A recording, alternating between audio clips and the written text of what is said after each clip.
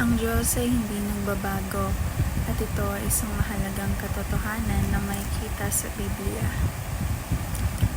Sapagkat ako, ang Panginoon, ay hindi nagbabago na nagpapakita na ang kanyang kalikasan ay perpekto at walang kakulangan. Siya ay banal, makatarungan, maawain at makapangyarihan magpakailanman.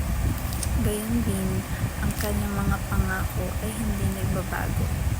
Sinabi sa Matthew 24 verse 35, ang langit at ang lupa ay lilipas, dapat puwat ang aking mga salita ay hindi lilipas, na nagpapatunay na maaasahan ng kanyang salita sa lahat ng panahon.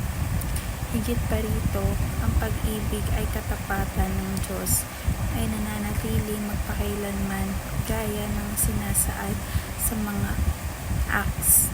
Ang pag-ibig niya ay laging tapat at ang kanyang katapatan ay walang hanggan. Ang mga katotohanan ito ay nagpapatibay sa ating pananampalataya at nagtuturo na ang Diyos na ating sinasamba ay mapagkakatiwalaan at hindi nagbabago kailanman.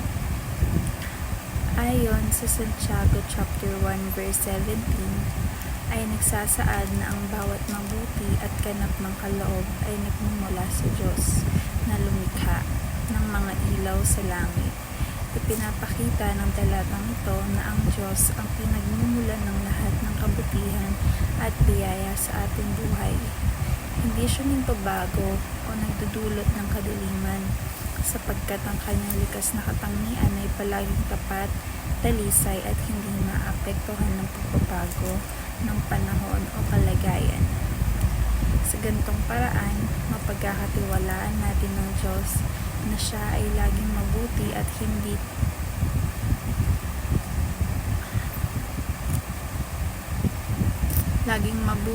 hindi nagkakait ng mga pagpapala sa kanyang mga anak.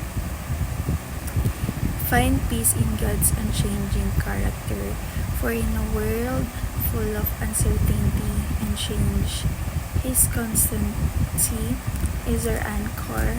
His love, faithfulness, promises, and remain the same yesterday,